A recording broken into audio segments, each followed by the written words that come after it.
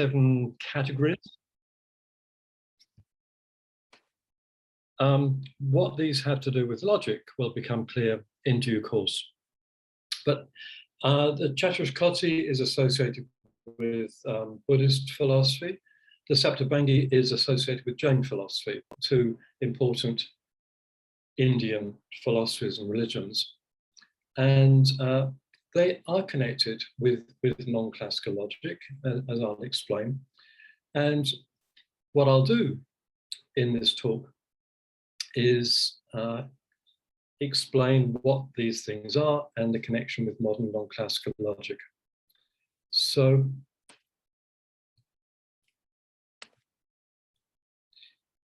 two principles will figure largely in what follows. One of them is the principle of excluded middle. Every sentence is either true or false. The other principle is the principle of non-contradiction. No sentence is both true and false. So the first says that truth and falsity are exhaustive, and the second says that they're exclusive.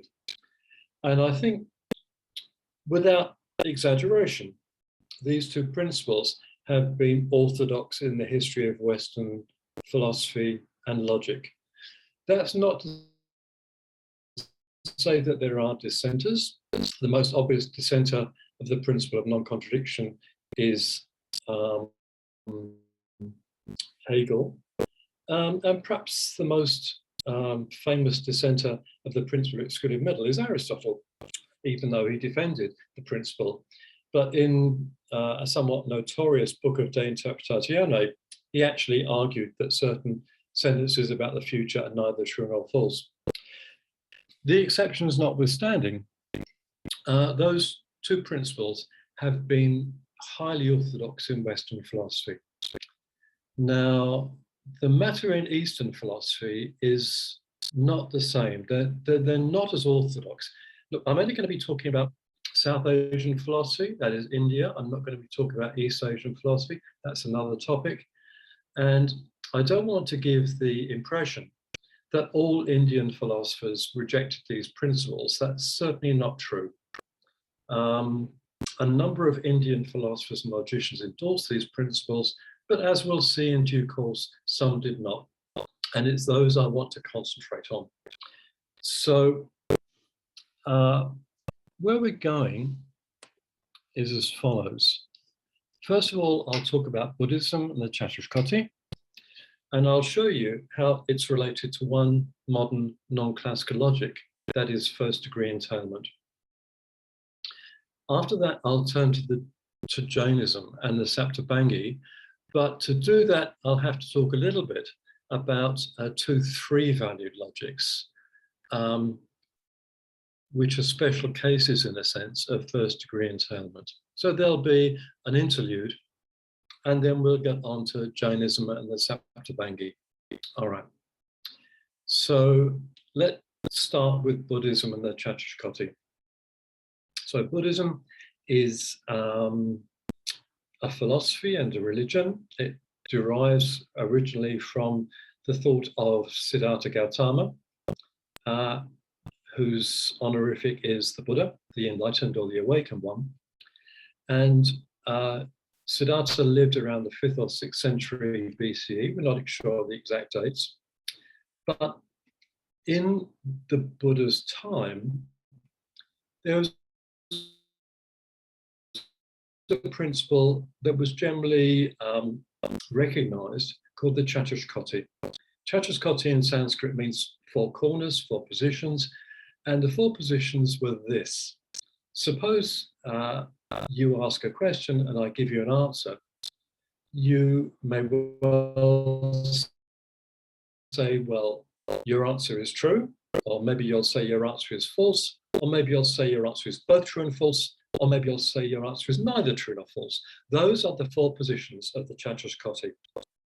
And that trope was fairly standard, at least among certain philosophers, in the Buddha's time. Now, how do we know this? Well, we know this because it appears in some of the sutras, some of the writings reporting dialogues of the Buddha.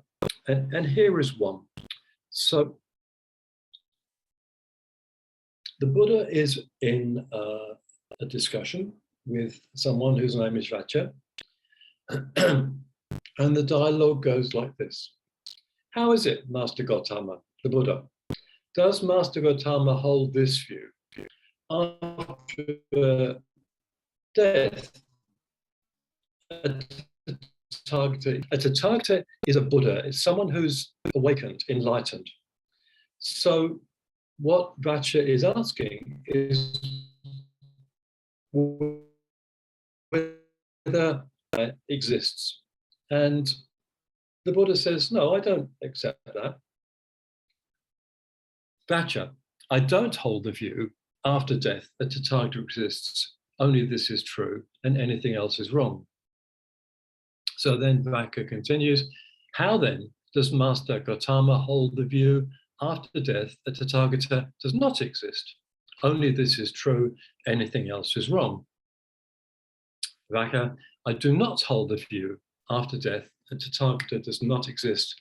Only this is true, and anything else is wrong. Okay, so had we been in Aristotle's Lyceum, that would be the end of the debate, because those are the only two possibilities. But it goes on.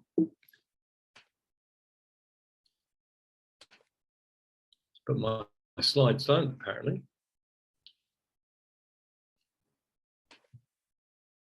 Okay, so Vacha continues, how is it, Master Gautama?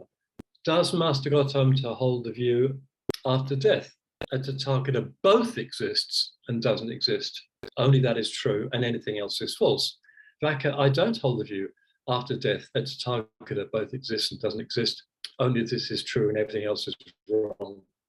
How then does Master Gautama hold the view that after death that Tathagata neither exists nor doesn't exist?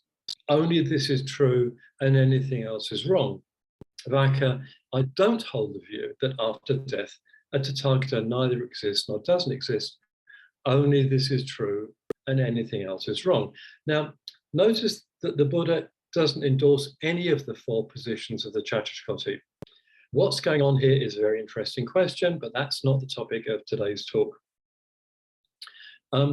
Notice that both Vacha and the Buddha accept this trope that things can be true, false, both, or neither.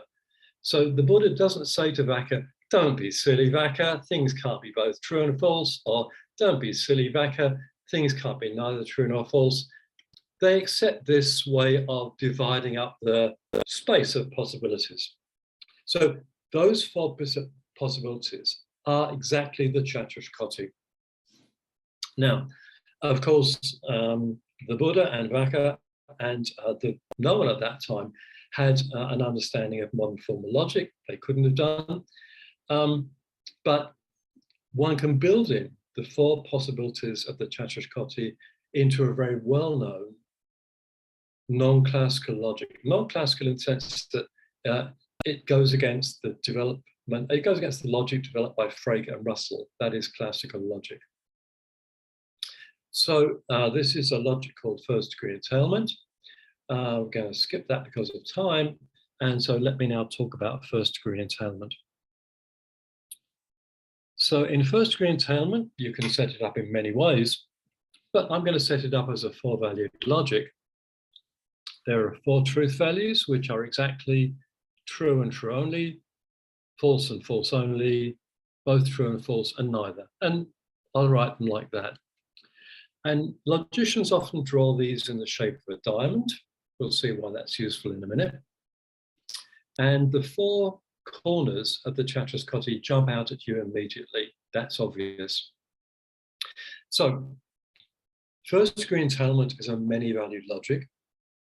When you specify many-valued logic, you have to specify the possible values. I've just done that. Then you have to specify the truth and falsity conditions, or that is the way that values are assigned to compound formulas, given the values of their components. And then you have to define validity. So what are the truth and falsity conditions? So if we know the values of sentences, how do you work out the values of compound sentences? Well, it's all very classical, in fact. So let's consider conjunction.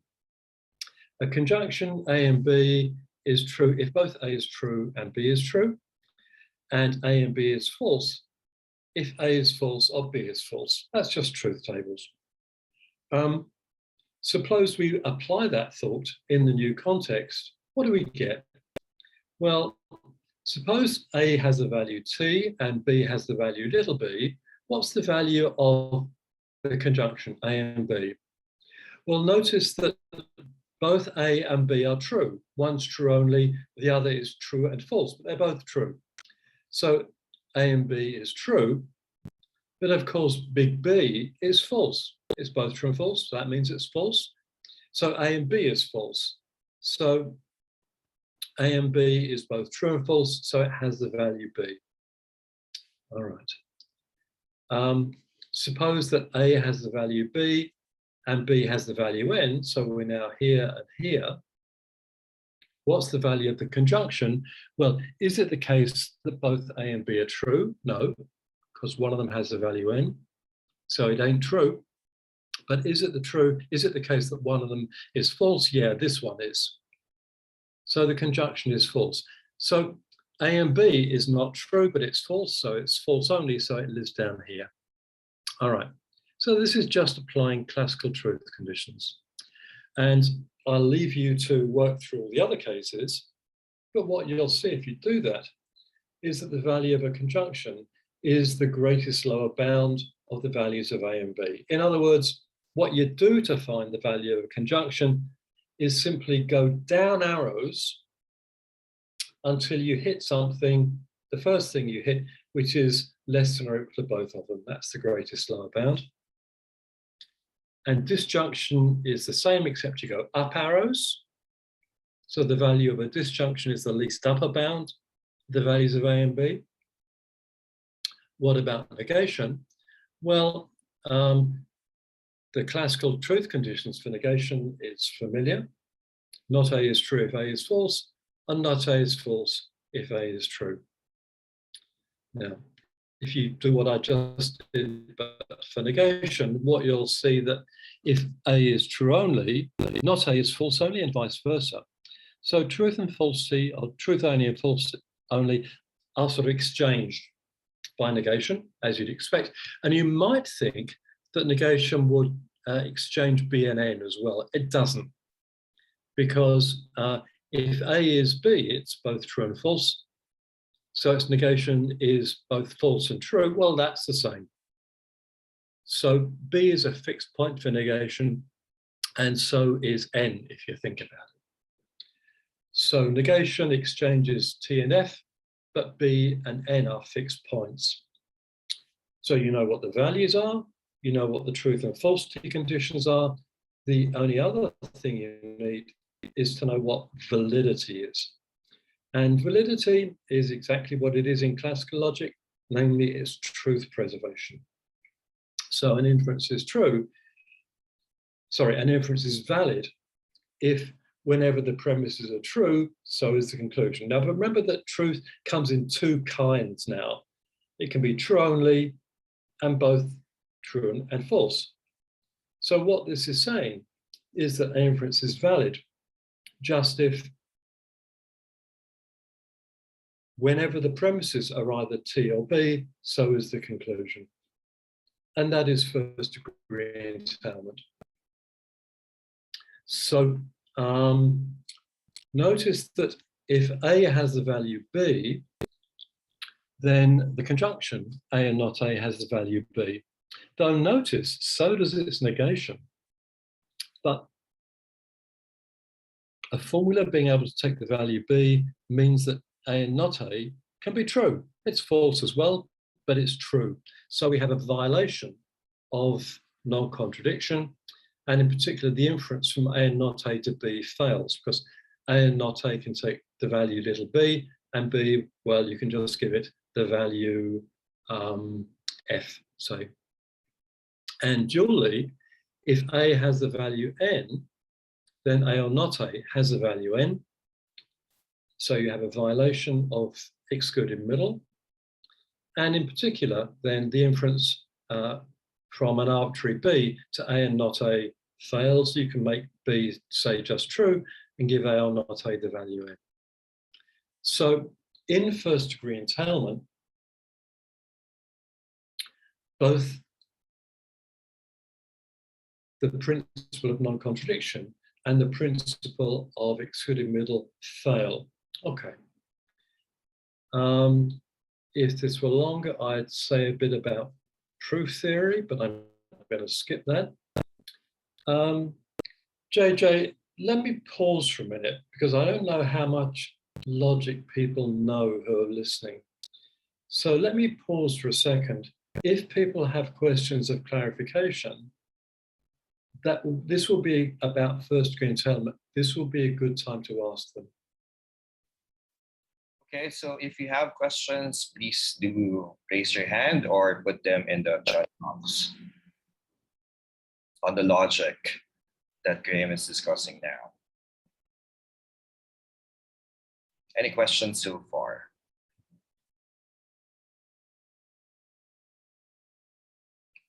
Okay. Okay, let's carry on. We're good. So now there's going to have to, before we get to the Sapir-Whorf, there's going to be a brief interlude on 2 3-valued logics. So first degree entailment is a 4-value logic, but for reasons that will become clear later, I want to look at 2 parts as it were. The diamond lattice it's sometimes called, but you can consider part. So you get if you just consider the left-hand part, you have you have a 3-value logic with the values T, B, and F. And if you consider the right-hand part, you have a 3-value logic with the values T, N, and F. Now, the values, as far as the lattice goes, these values behave in exactly the same way. So you might refer to either with the value I, which I shall do in due course. So I is going to represent in what follows the middle value on the lattice of the 3-valued lattice. Now, the difference between the 2 logics is not in the way that the values behave, but in the which values are designated. So in the left-hand part, B, as you know, is a designated value. Whereas in the right-hand part, N is not a designated value. So the 2 3-valued logics behave differently because of the different designated values. So if you take the middle value, I, to be designated, you get a 3-valued logic called LP, the logic of paradox, which is a paraconsistent logic. And it violates non-contradiction because it has the value B, but it verifies excluded middle because you haven't got the value N. The other 3-valued logic is the logic sometimes called K3 or strong Kleene logic. This is not a paraconsistent logic. It validates the principle of non-contradiction, but it does not validate excluded middle. And again, if there are more time, I talk a little bit more about proof theory for these things. We can come back to that if you like, when I get my slides back. I don't know why.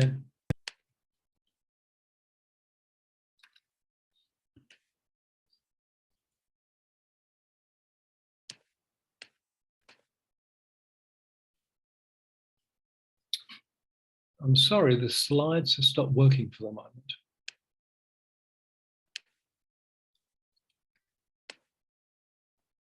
JJ, I'm going to have to start my slides again. Oh no, maybe not. Maybe I don't have to. No, the slides have hung, I'm afraid. Okay, JJ, I'm going to have to start my slides again. I don't know what the problem is, but they don't seem to work for me. Okay.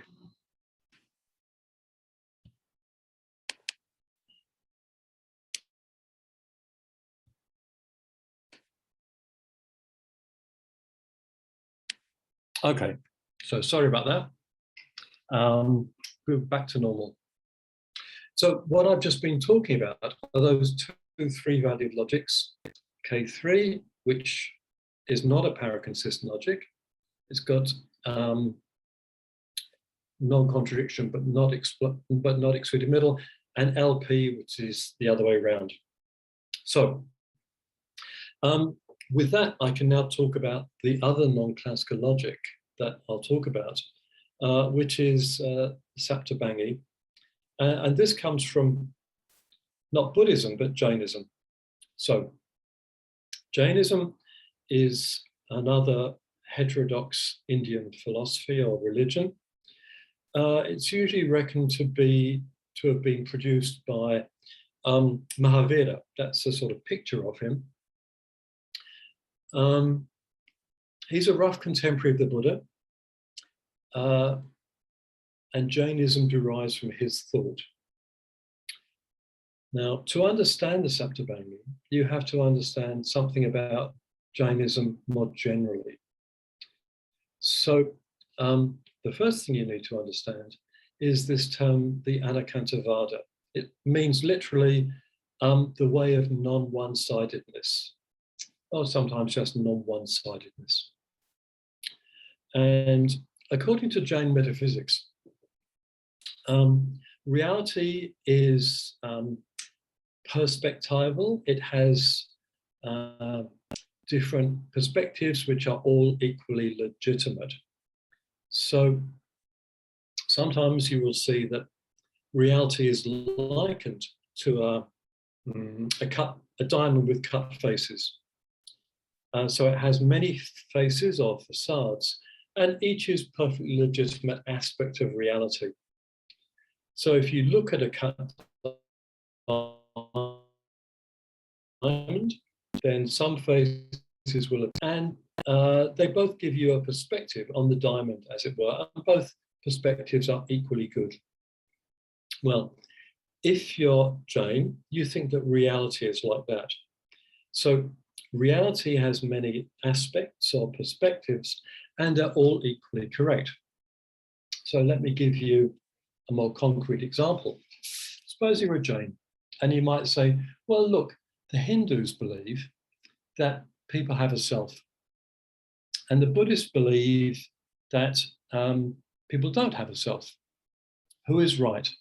Well, says the Jain, they both are, because they're both right, but only partially right, because they are both giving you different perspectives on the one reality, and those two perspectives are equally good. That is essentially the Anekantavada, the non-one-sidedness. You have to take all these things. Okay, to endorse one of these things would be one-sided. So to be non-one-sided, you have to say all these things. So that's the first thing about the Anekantavada.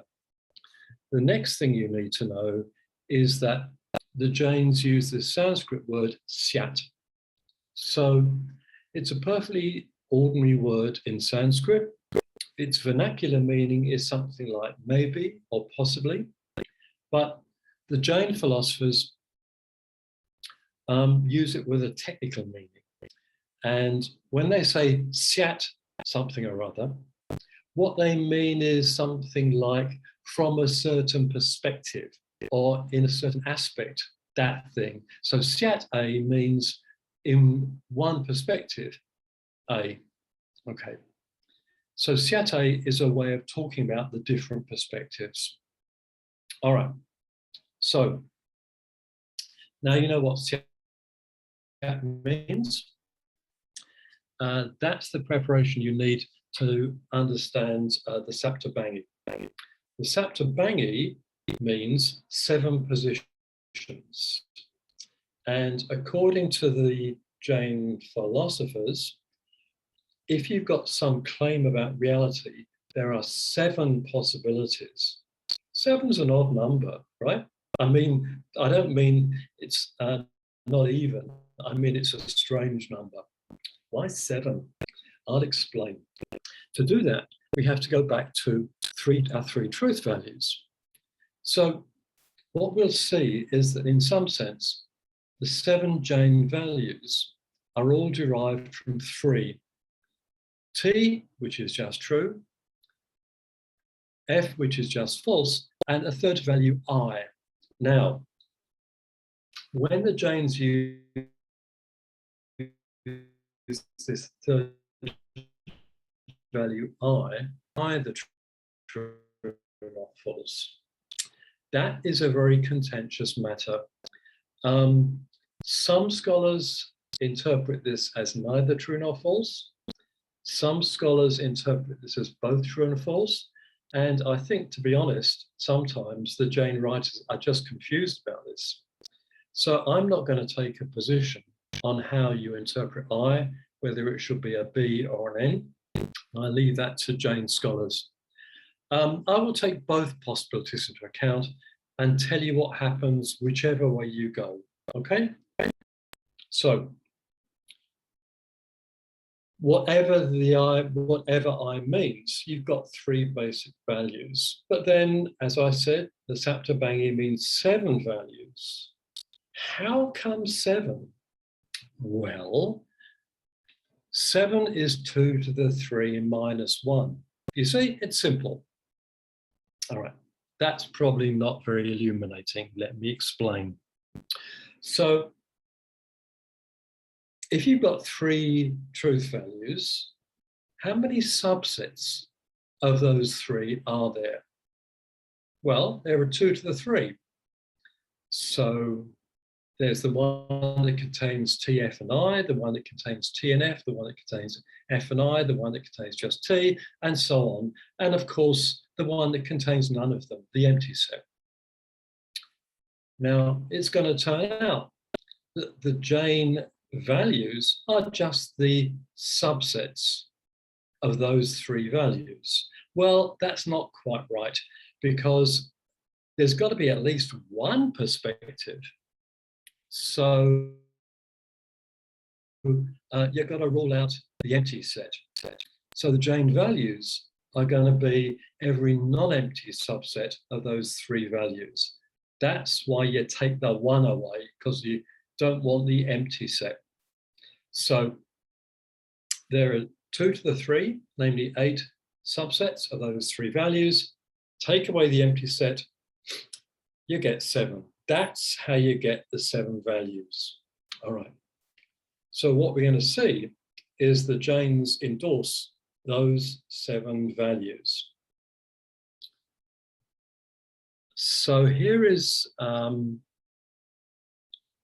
statement by, it's actually a 12th century Jain philosopher, logician, in his own words.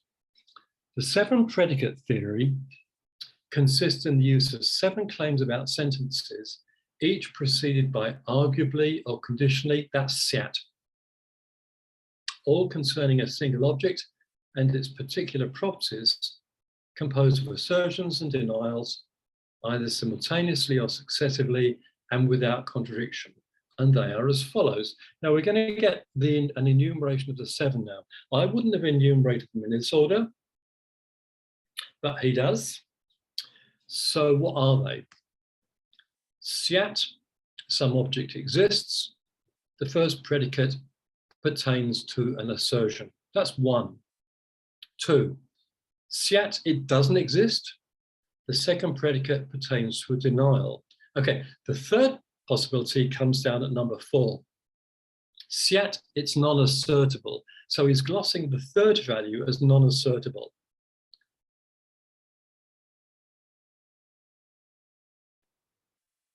The fourth predicate pertains to a simultaneous assertion and denial. So those are your 3 basic values, T, F, and I, whatever he means by that. Okay, the others you will see are the combinations of those. So back to 3, scat it exists, scat it doesn't exist. That's the TNF. The third predicate pertains to successive assertion and denial. Then you've got the other 3, scat it exists, scat it doesn't, scat is non-assertable, that's T and I. The 5th predicate pertains to an assertion and a simultaneous assertion and denial. 6, scat it doesn't exist, scat it's non-assertable. The 6th predicate pertains to a denial and a simultaneous assertion and denial. 7, scat it exists, scat it doesn't exist, scat it's arguable, it's non-assertable. The 7th predicate pertains to a successive assertion and denial and a simultaneous assertion. So 7 is when you've got all 3 values, okay? So as I say, you've got the 3 basic values, and then you've got every combination of those of 2 or 3. You haven't got 1. Sorry, you haven't got 0. All right. So that's the Saptabangi. Now, in the first part of the talk, I showed you how you could build the Chattox-Coty into a modern non-classical logic. What I'm going to show you now is how you build the Saptabangi into another kind of modern non-classical logic, which is a plurivalent classical logic. So in a many-valued logic, formulas can have one of a number of values, but they have only one value. Now, in a plurivalent logic, they can have more than one value. So if you take a many-valued logic, but you allow formulas to take more than one of those values, you get a plurivalent logic. So, as I've just said, in a plurivalent logic, formulas can have more than one values. What we're going to do is plurivalentize our 2 3-valued logics, either K3 or LP. Okay. So what we've seen is that in the Jane Saptabangi, you've got 3 basic values, T, I, and F, and then you allow for formulas to have more than one of those values, but they've got to have at least one. So suppose that a formula has some number of those values. How do you compute the values of a compound formula? Well, the answer is easy. Let's take conjunction as an example. To compute the values of A and B, you just do all the things that are possible. So you combine the values of A and B in all possible ways. So suppose that A has the values T and F, and B has the values T and I. What's the value of the conjunction? Well, look, A has the value T and F, B has the values T and I. Let's combine these in all possible ways in our 3-valued logic. Doesn't matter whether you interpret I as N or B, it's going to work the same. So T and T is T, T and I is I, F and T is F, and F and I is F. So there are 3 possibilities here, Ti and F. So therefore, A and B has the values Ti and F. You just do all the possible things. Disjunction is going to work exactly the same way. What about negation? Well, again, you do all the possible things. So to compute the values of not A, you just simply negate all the values of A in the 3-valued logic. So suppose that A has the values T and I, okay? So you just negate them. If you negate T, you get F. If you negate I, you get I. So the value of not A, the values of not A are just F and I. So that's how you compute the values of compound formulas. The final thing you need to know is how you define validity. And that's pretty straightforward because validity is defined as follows. An inference is valid if whenever the premises have a value that is designated in the underlying three-valued logic, so does the conclusion. So if you're working the both side of the street, then provided all the premises have either the value T or the value B, then so does the conclusion. If you're working the end side of the street, then the inference is valid, provided that if all the premises have at least the value T, so does the conclusion. All right, now that's plurivalent K3 and LP. What happens to non-contradiction and excluded middle in these logics? Well, let's take LP first.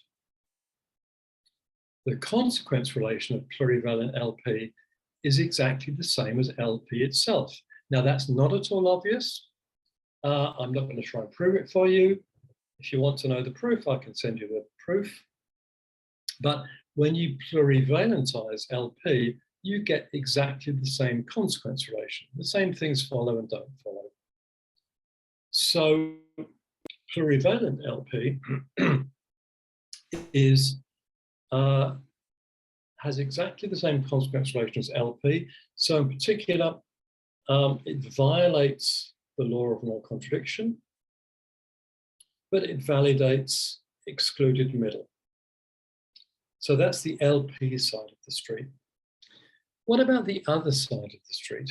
And you might think, well, the same is going to happen there. You just get the dual situation. You don't, because the consequence relation of plurivalent K3 is not K3, it's actually first degree entailment. This is not obvious. Again, I'm not going to try and prove it to you. I'd explain roughly why that's the case in the discussion if you want me to explain, but just for the moment, take my word for it. So when you plurivalentize K3, what you get is first degree entailment. And you know that in first degree entailment, you get a violation of both non-contradiction and excluded middle. So what we've seen then is that once you move to the Saptabangi, then you're going to get a violation of non-contradiction, however you interpret I. You're going to get a violation of excluded middle only if you interpret I as neither. Okay. So I'm just about to finish. That's good timing. So let me just summarize where we've been. I've told you, as you probably know, that non-contradiction and excluded middle are pretty orthodox in Western philosophy and logic. What we've just seen is that there are at least some parts of Indian philosophy or metaphysics where they fail. In the Chatraskoti, you get a failure of both. In the Saptabangi, you get a failure of at least one and maybe both. Of course, the philosophers we're talking about knew nothing about the techniques of modern logic. What they'd have made of them had they known, I'd love to know. I'd love to bring back one of these philosophers to the 21st century and ask them. I think they'd say, well, that's cool. They were cool philosophers. But what this shows is this. It doesn't show that those logics are right. It doesn't show that those philosophers are right. Truth is another matter. What it does show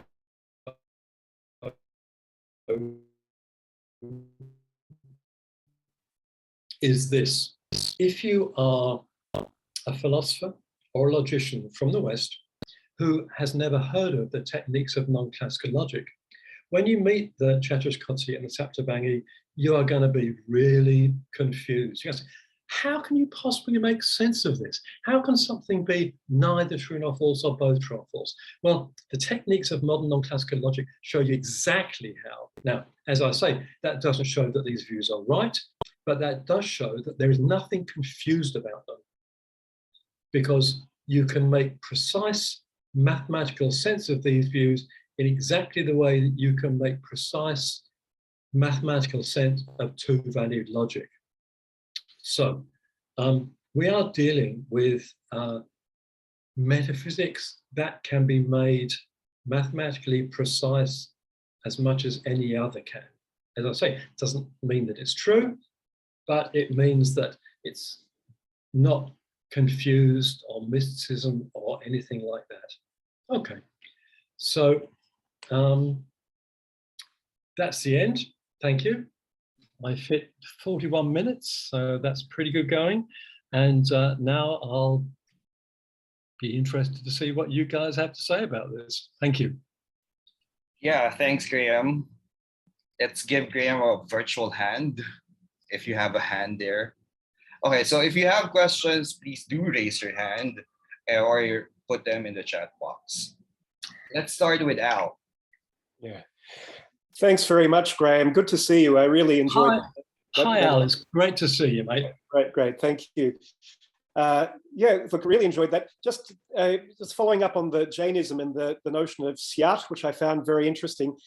I wonder whether there's a connection to this, fairly recent movement, relativism, especially in the hands of John Macfarlane.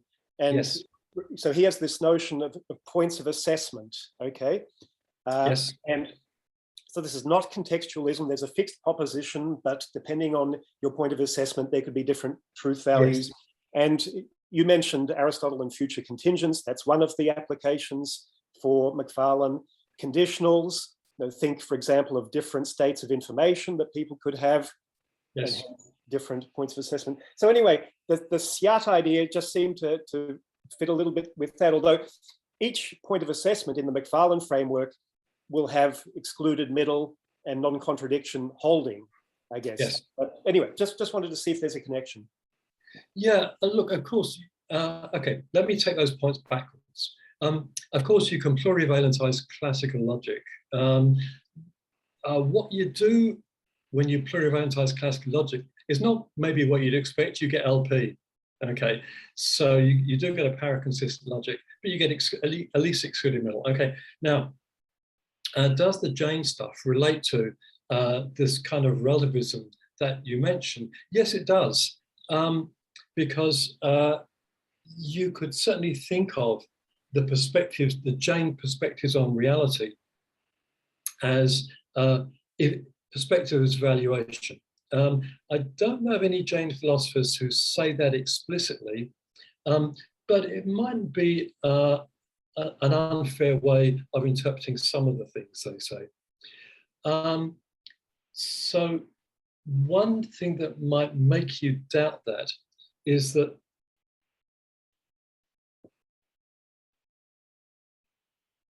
for the reasons you gave, I don't think the relativistic stuff is, in a certain sense, a view about the nature of reality. It's a view about how you look at reality. Whereas the Jain story, at least the way that some Jain philosophers tell it, is really a story about the nature of reality. So when you look at one of the perspectives, it's not just a perspective you're getting, it's actually a facet of the whole thing. And I don't think you get that out of John's view. So there might be some negotiation to be done between John and Jain philosophers. And I think it actually be very fruitful. Yeah, so too. Yeah, thank you. Thanks, Al. JC, you have a question? Hello, JC. How are you? Hey, mate. This is just a quick, sorry for coming late and sorry to everyone even more. I have to leave. I have a terrible schedule today. Graham, I think I have a quick question, but let me follow up on Al's question just to see whether you agree that this is another reply to Al. And that is that Originally, the sort of founder of contemporary pair-consistent logic, a student of Łukasiewicz, Jaskowski, had this idea: you take all these classical points, think of them as classically closed sets of sentences, and then you do the opposite of Van Frossen's supervaluation and subvaluate over those, so that truth in a model or a universe of these points is truth at any one of them. So you got P in one of the points, not P in the other. Yep. And there's something like that. The classicality of the okay, let me answer this Good. question so I can do it fast. Okay. Good. Yes, indeed. You can take the Jane position and you can interpret turning into a plurivalent logic. You can turn it into a world semantics. What you're talking about is essentially discursive logic, okay, where each possible world is one of the subvaluations, as you put it. You get a slightly different logic if you do it that way, but that's another way of cashing out the Jane ideas. I prefer the plurivalent way for reasons we can come to if you like, but you can do it that way. Yes. Okay. Yeah, no, just a friendly comment following up on Al's question to you. My question was much simpler, and it's the only reason I'm asking it is that I was tardy. What were you taking a violation of non-contradiction to be? I'm sure you defined that early on. I just missed it. No, I didn't actually. I skimmed over that because I only had 40 minutes. Sure. But essentially, think of it as it allows for the possibility that a contradiction may be true, at least in an interpretation. Consequently, you're going to get a violation of exclusion. So it actually comes to the failure of exclusion. Okay. Yep. I'm with you. I was just curious. So that's my question. Thank you. Thanks, JC. Do you have a follow-up, Al? Hang on. Yes. No, that's cool. That was helpful. Yeah, thank you. Thanks. So if you have questions, please do raise your hand or place them in the chat box. So any more questions for Graham? Okay, if there are no questions for now, I'll ask my question. So Graham, thanks for the wonderful talk. And you have shown the connection between Western logics and Eastern philosophies or Eastern religions, so to speak. But I wonder, and here's the beauty pageant question, what's the relationship between logic and religion in the first place for you? Why are you working on this? You should ask JC that. No doubt he's going to talk about that in a minute. Look, I don't think there's any particular connection between logic and religion any more than there's a connection between logic and anything else, right? Logic, as I understand it, is giving you canons of how you reason about something. And of course, you reason about religion, you reason about everything, okay? And so you use logic to reason. Of course, there's a sort of dispute in the current literature about whether you use different logics to reason about different views. I think maybe JC has held a view something like this at one time. I don't think he subscribes to it now. But that's never been my view. I think that logic is logic, and you use it to reason about anything you like, religion or non-religion. Thanks, Graham. Do you have any more questions? Okay, Rosh, I think you have a question. I'll mute you. Just raise your hand, please.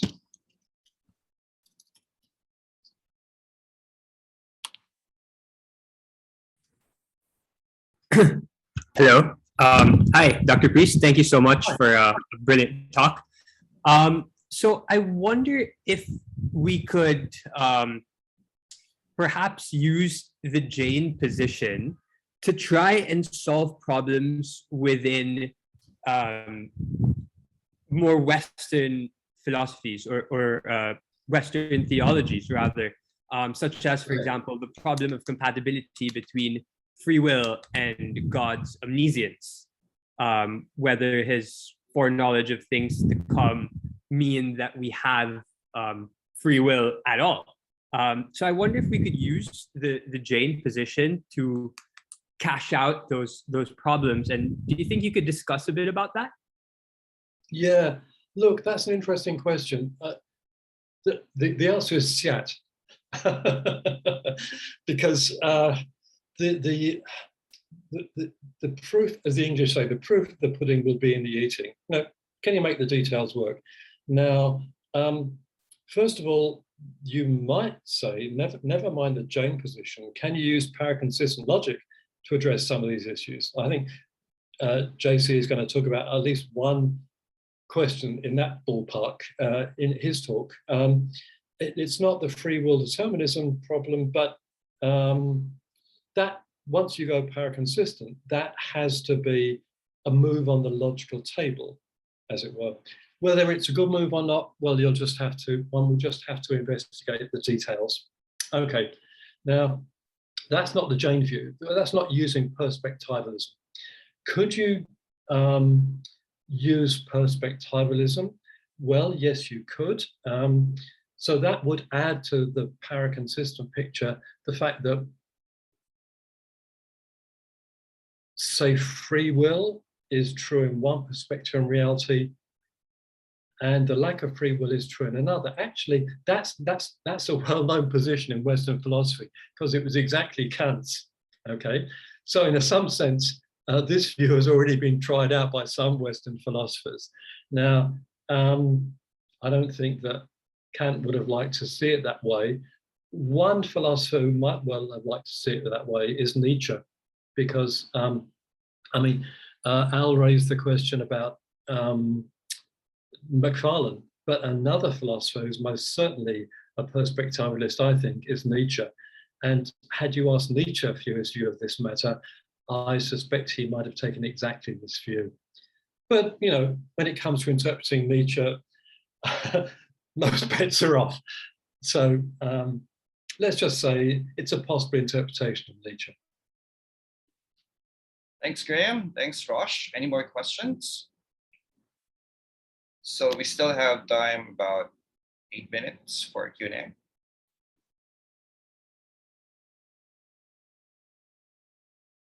Okay. JC. I don't have a question, but I will flag in response to the last question. There's a paper, I don't know whether it's out yet, on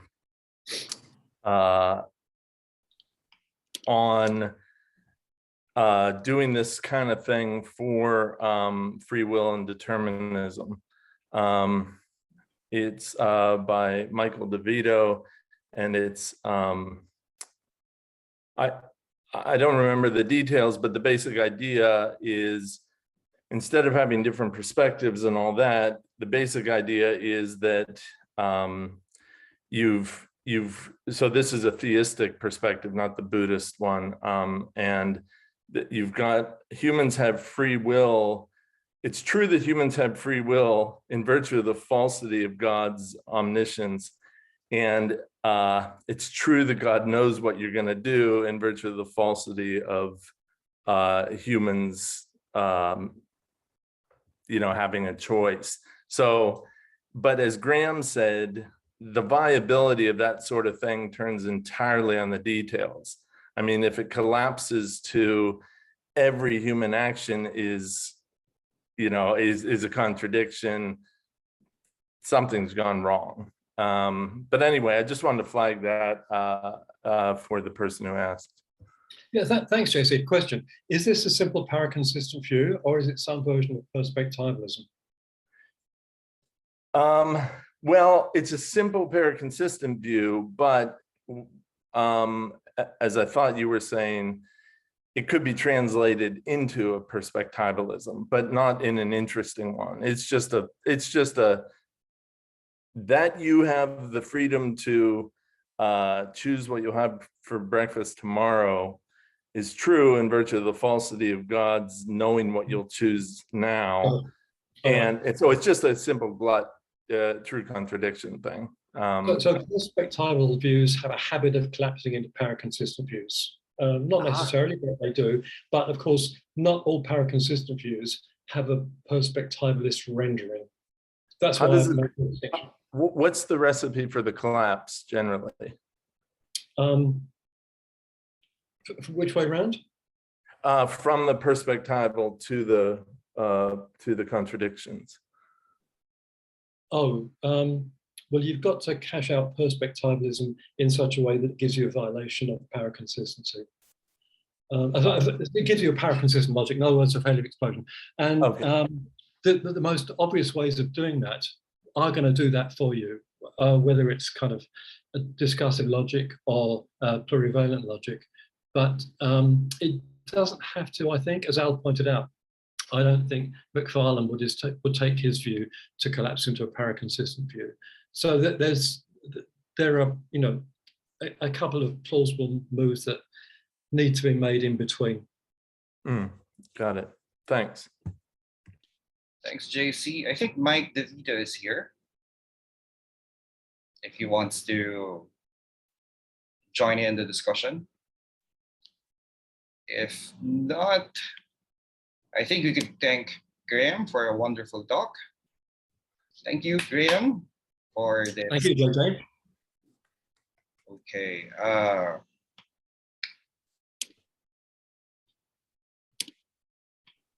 Okay, on to the program. So we'll continue with the program because JC will have to go early. So let me introduce our next speaker. So our next speaker is JC Beale, O'Neill Family Chair of Philosophy at the University of Notre Dame, and he'll talk about contradictory theology. Your turn, JC. Okay, thanks, JJ. And yeah, apologies again for my schedule tonight. Okay, I'm being told something here. Okay. Anyway, I do not have slides. I'm instead, so I'm not sure what JJ's doing, but I don't have slides. Instead, I will talk briefly about the project. It's a two-book project. The first is out called The Contradictory Christ, and the second is forthcoming called Divine Contradiction. So the Contradictory Christ, what it does is, sorry, I'm just going to adjust what I'm looking at here.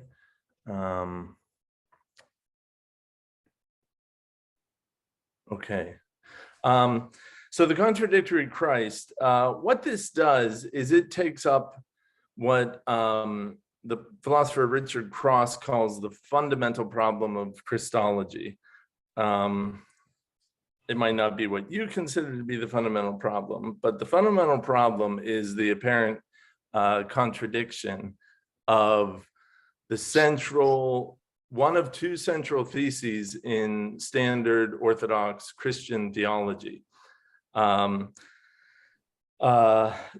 let me say something about that. So in the background, I take any theology in the way that I take any physics, biology, anything that attempts to be a truth-seeking theory, a truth-seeking enterprise is going to try to give a theory, and that theory is supposed to tell the whole truth and only the truth. Okay, so whether that's about the physical world, whether it's about the world of numbers or biological entities or what have you, that's what's going on. Now, in the standard Christian theory, and there's various councils that kind of stamp what gets considered to be the standard theory. you have various doctrines which serve the role of axioms in the theory. And as I said, there are two central doctrines in this theory. One is the incarnation. This is, and I'll say much more about that in a minute. This is the idea that God walked around on earth in human form, and the second is the Trinity. Now, a lot of thinkers, both inside the standard Christian tradition and certainly outside, take the Trinity to be obviously nonsensical, and they think it's very obviously contradictory. That is, it entails a contradiction. In my talk throughout, by a contradiction, I just mean a sentence of the form P and not P, where the not is logical negation. So people look at the Trinity and they think that that central doctrine is just plainly contradictory or in any event incoherent. I actually think that the more obvious contradiction is in the other central doctrine, the doctrine of the incarnation. Why? Well, here's where sticking to a particular theory that's had a lot of attention, had a lot of discussion, and it sort of resulted in what you might call the standard theory. Here's where it's useful. So the idea is that you have this person who is fully divine and fully human. So as human as you and me, and divine, God. And everything that's entailed by that. So Jesus is supposed to be God, and Jesus has all the properties entailed by being God. Jesus is supposed to be human, and all the properties entailed by being human, including, note well, the limitations that I'd argue are essential to being human, essential in the following respect. It is deeply against the grain of the standard Christian theory of things that it's possible for me or you to have all of the limitlessness that God has. So on standard ways of thinking of possibility, you know, if we could be omniscient and omnipotent and all that stuff, it's just that we in fact aren't, there's going to be a world in which we are. And so there's a world in which we are God, or as good as God, and so on. That's deeply against the grain of the theory in question. So you got this person, Jesus, who has all the limitlessness of God and all the limitations of being human. This comes out actually in some of the historical councils, where they say things like, Jesus is peccable and Jesus is impeccable. What does that mean? Well, peccable just means you can sin, and impeccable just means it's false that you can sin. This is right. Well, the councils don't say peccable and impeccable. They explicitly say mutable and immutable and passible and impassible. But the idea is, being God, Jesus is impeccable. It's false that he can sin, but being human, it's true that he can sin. All right. Now,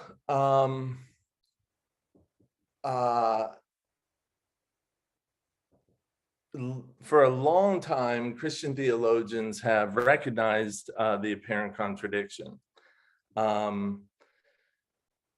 of, for example, I'm just going to use this. This isn't one of the ones that is explicit, but I'm just going to use it. We can flip to ones that are explicit, but I'm just going to say peccable and impeccable. So many Christian theologians, many non-Christian theologians, many philosophers, Christian or otherwise, have long said that it makes little sense to think that God can be a human.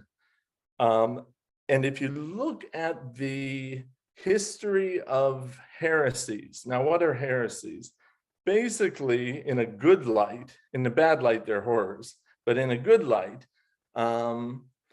they're simply attempts to get around the contradiction. But they're deemed heretical only in that they deviate from the standard theory. So that's basically what the heresies are. It's deviation from the standard. So you've got Christ being peccable and impeccable. That's pretty explicit contradiction. What to do?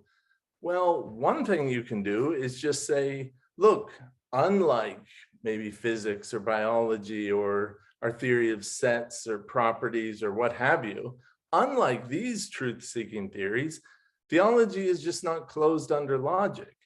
So you've got these contradictions in there, it's just that you don't close the theory. So it actually logically follows that the theology is contradictory, it's just that you don't have those logical consequences in the theory. That's one option, and some, I'm no historian, but some have said that that's what Luther was trying to do in some of his comments about logic and contradiction and so on.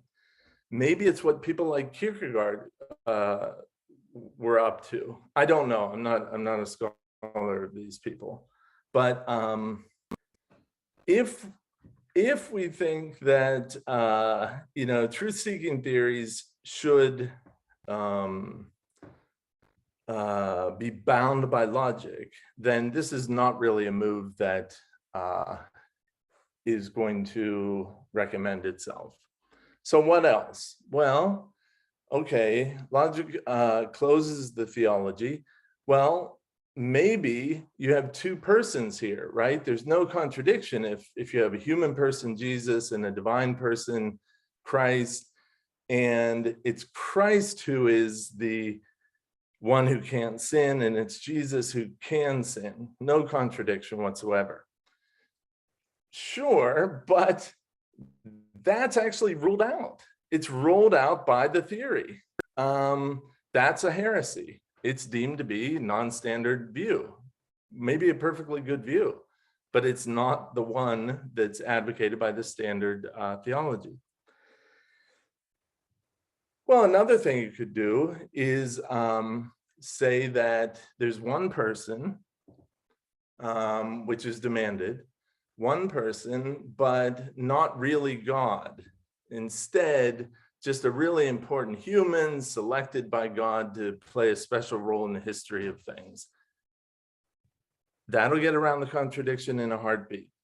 Problem is, that too has been ruled out as heretical. In fact, that was one of the early heresies. Or go the other direction. Wasn't really human, this is just God appearing to be human. So one person, namely God, and looks like a human, but it isn't really. Again, no contradiction.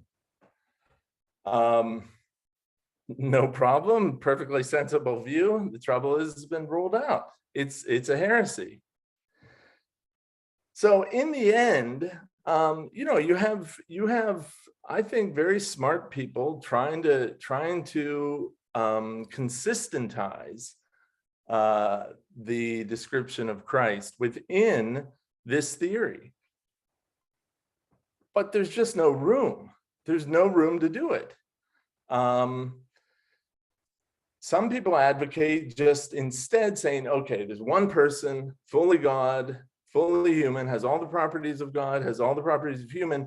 That where we're wrong is thinking that God actually has all these limitless properties. God's actually much more limited, in fact. this is certainly an option, obviously, but it goes very much, and it's not actually ruled out by the theory of the tradition. It's just, you know, it does look like a slippery slope. I mean, if God isn't limitless in the ways that, you know, tradition and history have said, well, then what's the point? Okay, I'm not arguing that. It's just that is an option that's not ruled out. And in fact, people like Richard Cross have discussed that option as one where you just give up properties that you thought were true of God. All right. Let's see. When did I start? I only want to sort of sketch the picture and then take any questions. All right. Okay, so what I say in the book is that, you know, I think the history of theologians and philosophers trying to consistentize the Christ figure is one driven simply by an unmotivated view of logical consequence. And, you know, we have people like Graham and Sylvan and some of their predecessors to thank for helping us to see that. But in a paper that I called The Simple Argument for Subclassical Logic,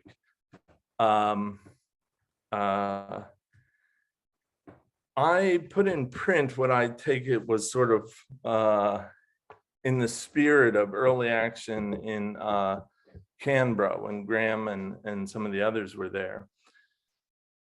There's an independent argument for thinking that logical consequence is clearly not classical. So suppose that our two candidates for logic, that is the sort of topic neutral, universal consequence relation governing the sparse logical vocabulary, just the stuff you learn in Logic 101. Let that be logical consequence.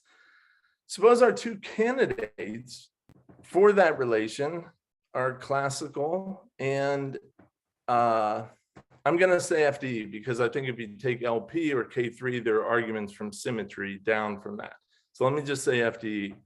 Graham already told us what that is.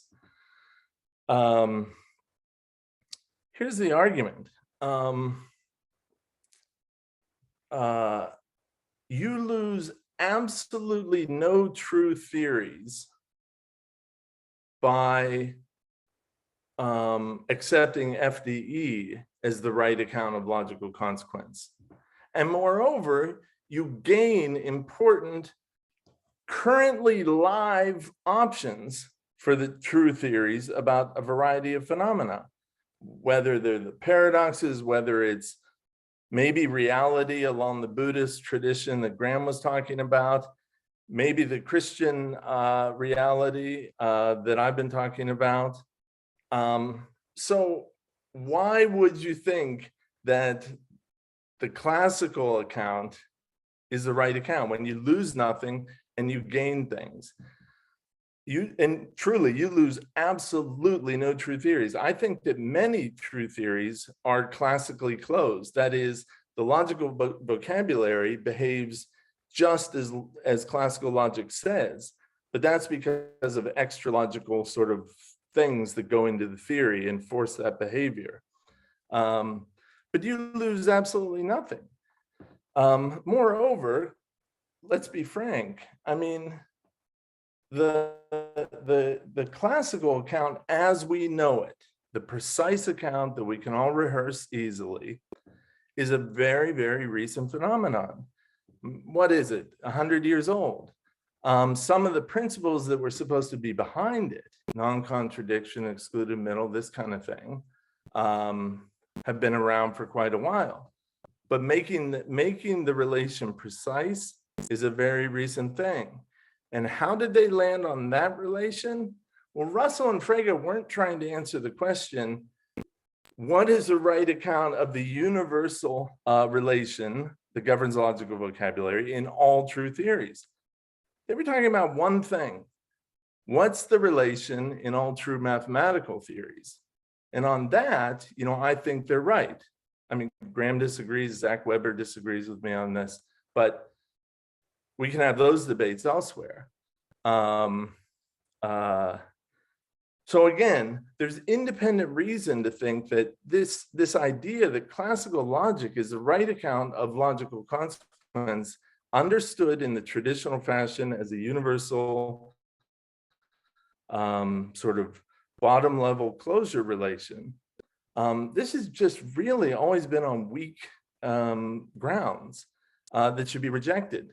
Now go back to this theological theory.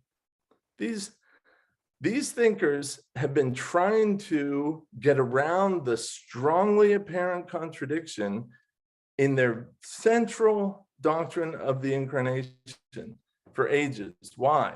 Because of course it's logically absurd if you say that that contradiction is true.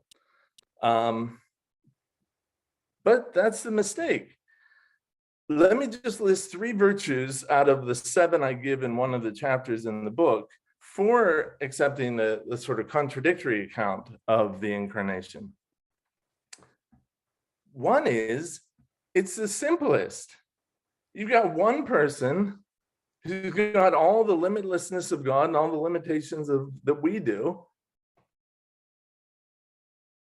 Everyone recognizes an apparent contradiction. What's the explanation of that apparent contradiction? The simplest explanation is that it's veridical. So one virtue of the account is that it's simple. Another one is that it's metaphysically neutral. So I don't know how many people in the audience have done work in philosophical theology or philosophy of religion or anything like that, but a lot of attempts to get around contradictions jump into metaphysics immediately.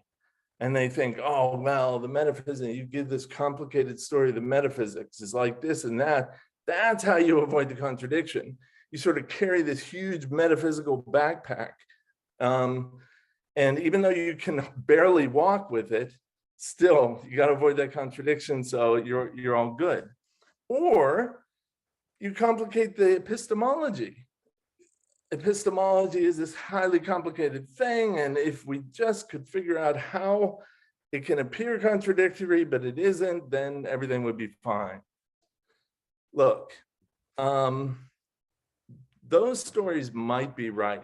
There's certainly a true metaphysics, there's certainly a true epistemology, but when you have an unmotivated clinging to, when you have an unmotivated account of logic that's pushing you in these sort of directions of just more and more scaffolding to avoid the contradiction, you have to step back and ask, is that really where we should go as a first step in response to what looks like a problem of logic? So the second virtue I'll mention is that it's metaphysically neutral. And I would say the same about epistemologically. It's not that it has no metaphysical consequences. Obviously it does. If true, you've got a walking, talking, contradictory being. Okay. But, that's compatible with every metaphysics. So it's neutral in that sense. Okay, finally, and I'll just mention this again, if anyone in the audience has actually done some work on this problem or related problems in philosophical theology, one thing you'll hear is that the apparent contradiction goes away quickly when you mind your qua devices. So even though the doctrine is that Christ is human, truly human, and Christ is truly divine. Implicit in that is that Christ qua God is divine, and Christ qua human is limited or whatever. So you don't have a contradiction anymore. Why? Because now we have different subjects. Who is this Christ qua God? Who's the Christ qua human? If either of them is identical to Christ, then you'll get the collapse again.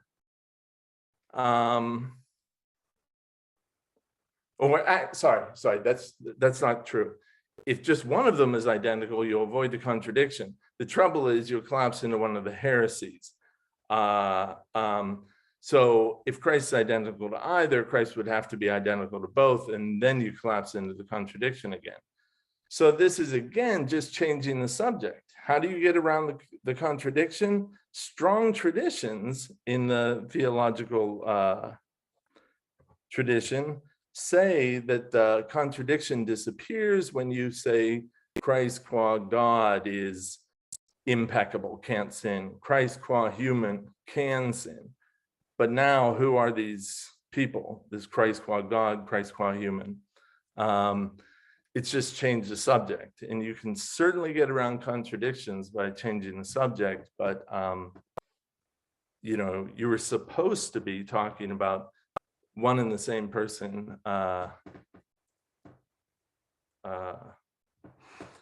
Okay. So Graham ended his talk by pointing out that if people who have never studied some of these common non-classical logics had confronted some of the work of these Buddhist people, thinkers and philosophers, they would just think this is nonsense. I actually think that that's exactly the right description of what's gone on with a lot of reflection in theology.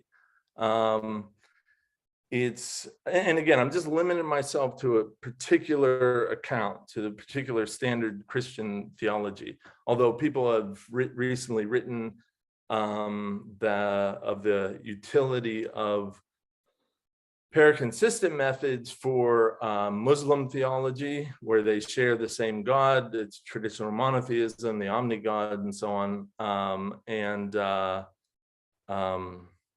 also certainly Jewish theology. But I think the same description applies.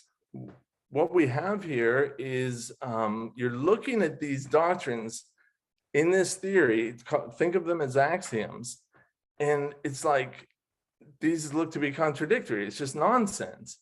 And so you start building a metaphysics, wild metaphysics, building a wild epistemology, instead of reflecting on the fact that what it's shouting out is this might be a rare theory where the weakness of logical consequence, a relation that allows for contradictions, allows for gaps, and so on, it might be one of the rare theories that demands the weakness of logic. Okay. Anyway, so that was a project in the contradictory Christ, and what's fascinating, but I'm not going to talk about it here, is that this approach actually gives one of maybe two unified accounts of both the Trinity and the Incarnation. And you might think, yeah, just call the Trinity a contradiction. I thought it was going to be really boring and simple. It's actually really fascinating, but you'll have to wait for that book to get into that. So I'll leave it there. If there are any questions, great. Thank you. Okay, thanks, JC. We're certainly waiting for that book. So Al is raising his hand. So if you have questions, please raise your hand. And of course, you could write them in the chat box. Al? Yeah, great. And you can hear me okay? Yes? Thanks. And I can't believe you're sitting outside in beautiful weather. Here we are, summertime. Yeah, it's a perspectival thing, you see. You know? That's right. That's right. Which actually brings me to my question. And so, having enjoyed Graham's talk, and I enjoyed yours very much too, JC, it just made me think, would a bit of Jainist Syat help with this problem? You know, so different perspectives on this one being. But I think maybe you spoke a bit to that towards the end, but correct me if I'm wrong, the Christ qua God, Christ qua human, how do we really square that? So I'd be interested in your thoughts on that. Yeah. That's a great question. Somebody, I gave a talk on this stuff to an audience, and somebody who had read one of Graham's books and asked the same question. And I didn't actually know, so I'd be thrilled if Graham has any thoughts. But I will say that the qua stuff does seem very much like the pushing to a perspective and sort of isolating it there. So, you know, otherwise it'd be contradictory if you saw it all at the same in the one perspective, but you isolate them out. I also wrote a paper on this when I first started actually thinking hard about this problem. And I said that you could take a qua outside of the sentence and treat it as an according to operator. So according to the human story, Christ is blah. According to the divine story, Christ is blah. But I actually don't think that that succeeds for different reasons. But I'm going to turn it to Graham if he has anything, because Al, I think it's a great question. I just don't know the answer. Graham, would you like to join in the discussion? The connection between the Syat stuff and qua constructions never occurred to me before. Clearly, they're in the same ballpark.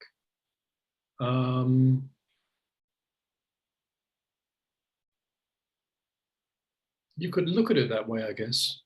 Although I think it's going to be hard to import Jain metaphysics into Christianity, because the perspectival stuff just doesn't sit well with Christian theology.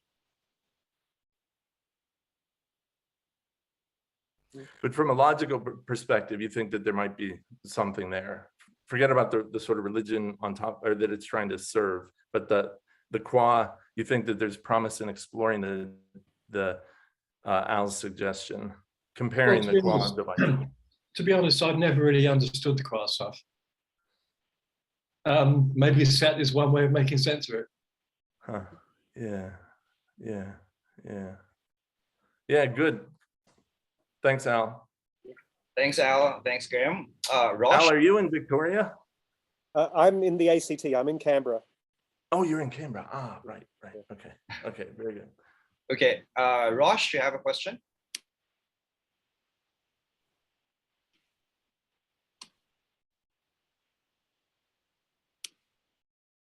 Yes, thank you. First of all, thank you so much for the talk, Dr. Beal. I've actually read a bit of your paper about the contradictory Christology. I think it's very interesting. So I think that you really make sense when you tell us that by accepting FDE, we lose nothing, but we actually gain a lot. And that's certainly tempting, tempting me into that position. But I think with regards to applying that to theology, my question is, how would we then determine what contradictions are acceptable and what contradictions are not? For example, I am developing a paper trying to respond to Sider's puzzle and arguing that perhaps by virtue of some kind of karma theory or something, you could end up in heaven and hell, reaping the rewards and punishments of your actions as appropriate. So I wonder if, you know, if a contradiction like that is acceptable, or there would be some other kind of parameters or restrictions onto what contradictions we can and cannot accept in a Christian theology? Look, I've tended, and I am very conservative with respect to contradictions that we should accept. I think Graham is too, for what it's worth. I think that we are driven by three methodological rules of thumb in our quest to get true theories. First off, we try to get the complete theory. For every sentence P in the language of the theory, we want either P or its negation to be in the theory. We also, though, as a rule of thumb, try to get consistent theories. For every sentence P in the language of the theory, we want only P or its negation, but not both in the theory. And the third methodological rule of thumb is a bit more imprecise, but I think it plays a major role in our theorizing, our pursuit of true theories. And that's the rule of thumb that tells us seek the simplest, most natural account. Okay. Now, given that those are sort of the basic rules of thumb that drive us in our rational pursuit of true theories, there's not going to be a hard and fast rule that tells you what contradictions are good and what contradictions are bad, what gaps should be left out and which ones should be converted to non-gaps and thrown in. Think about your question this way. What tells you when a conjunction in general is true?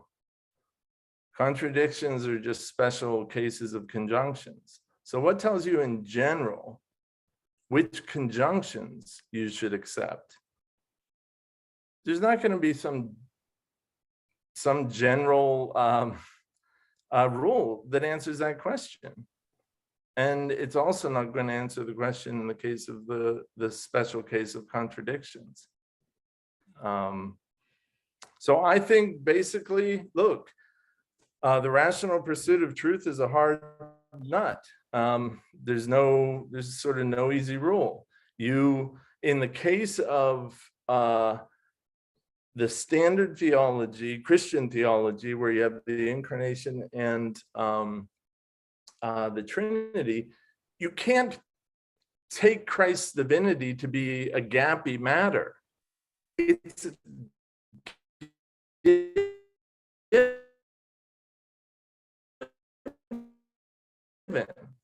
it's true and so I tend to think you go with the contradictions that you're forced to go with. Beyond that, look at all the options. I mean, that's what we're good at in philosophy. And David Lewis was an exemplar. You just systematically spell out as precisely as you can the options when it's not clear which to choose. But if you've got a theory that already drives one of the truths, if it drives a contradiction, you're stuck with that one.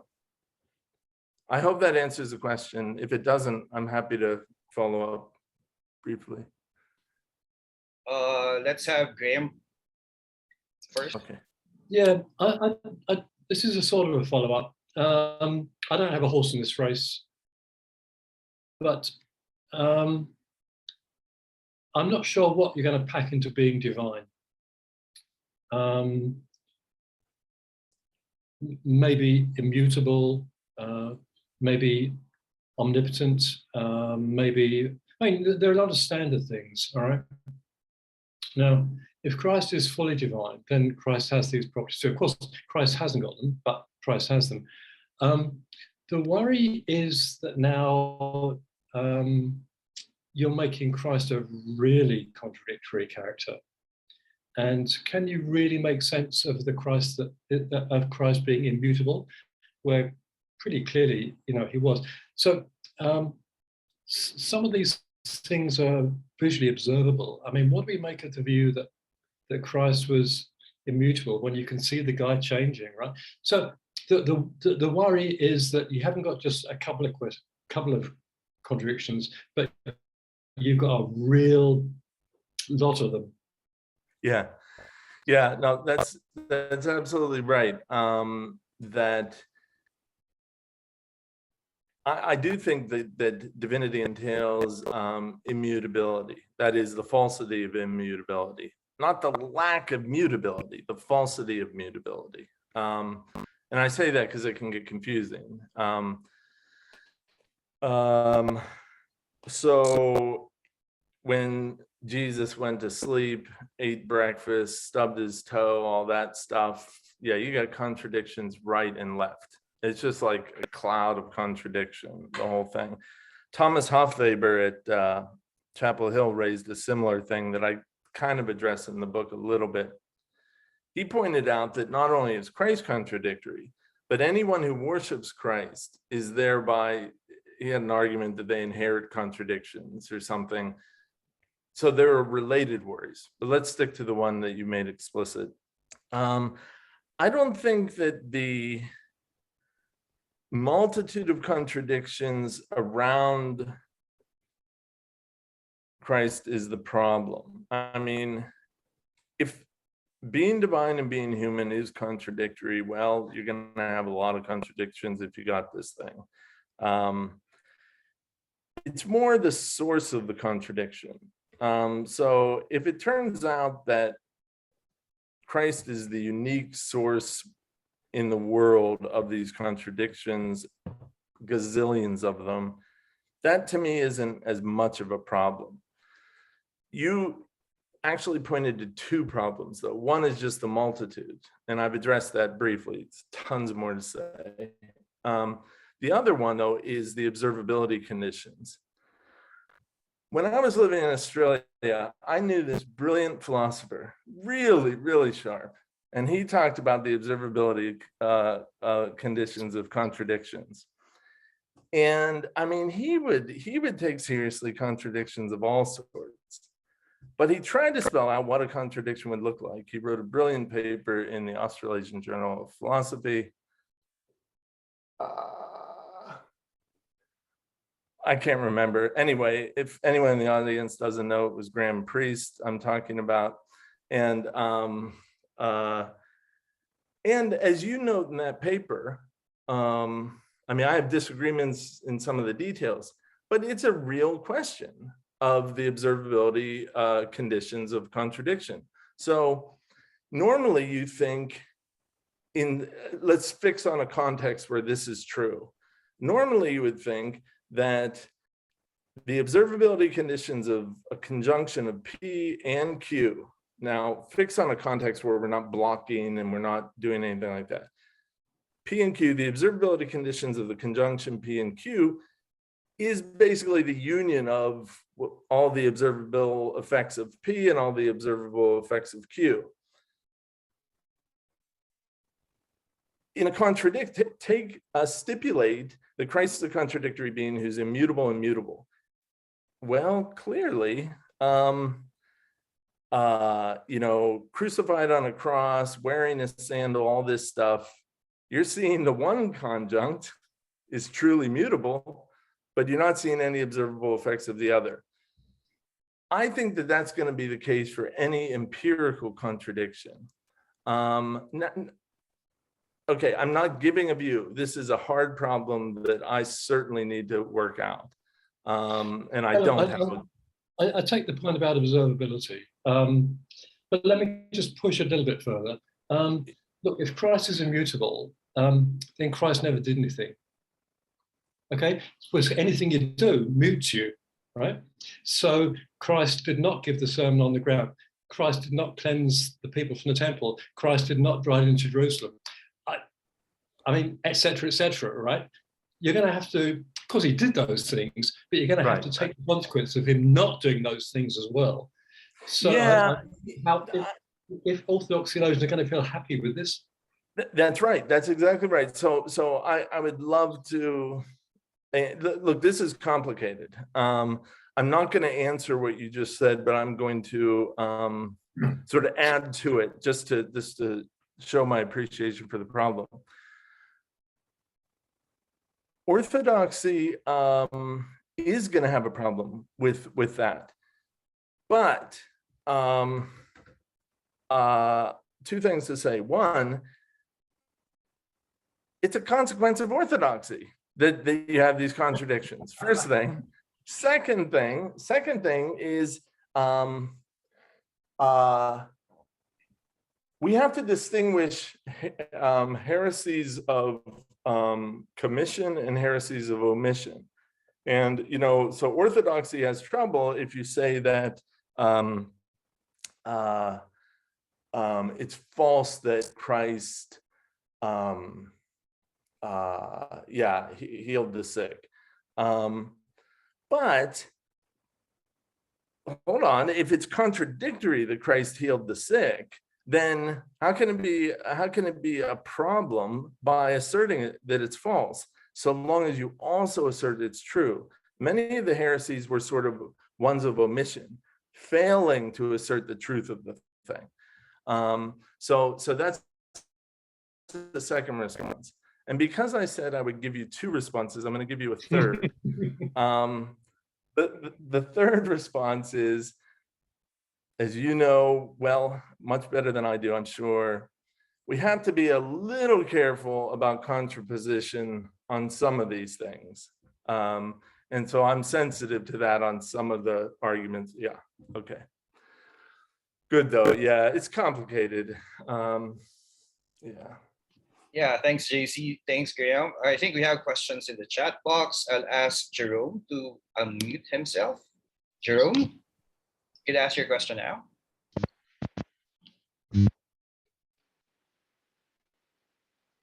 Yeah, we can't hear you.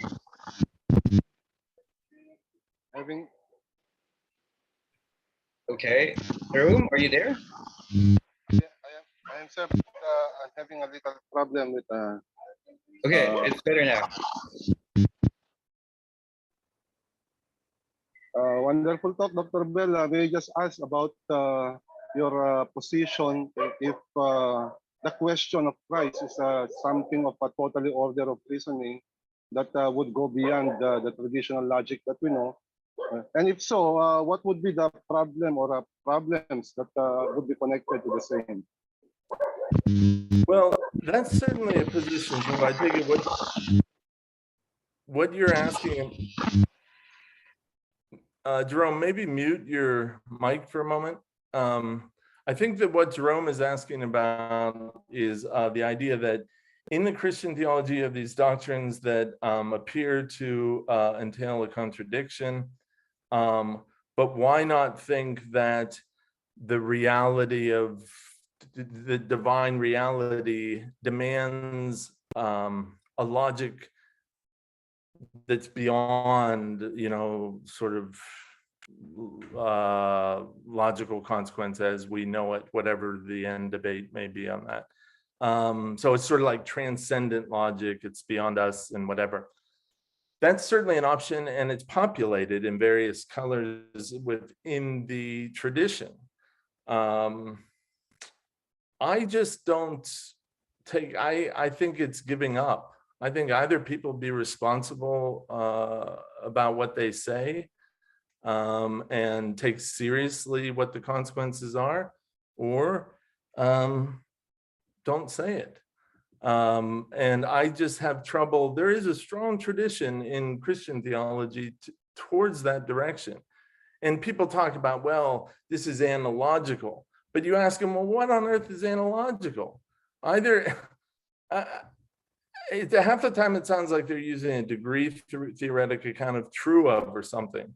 Well, this is analogically true of God, but only, you know, but nobody spells this stuff out. And if the idea is it can't be spelled out, well, to take that position is to know a whole lot about divine reality, enough to know that you can't give an account of logic. And that strikes me as not a very strong position. So yeah. I hope that helps. Thanks for the question. Thanks, JC. Thanks, Jerome. We have two more questions. One from John Paul. John Paul. Yeah. Good morning, and thank you for that wonderful talk. I've been wondering about the miracles because what I've noticed about the argument is focusing or on a specific accident that one should only possess the other and one should possess the other. However, there are some instances that, for example, only in a specific rationality, for example, I experience cancer, then all of a sudden I'm cured, but the doctor says I'm not. Or other situations that I am not going to pass this because of some other reasons, but all of a sudden I passed because of some situations. Does this mean that each argument has only to be accepted in pure form and not to be considered in some circumstances that sometimes logic cannot explain? Again, look, I take the theological theory as it's given, and I take these as, axioms of the theory.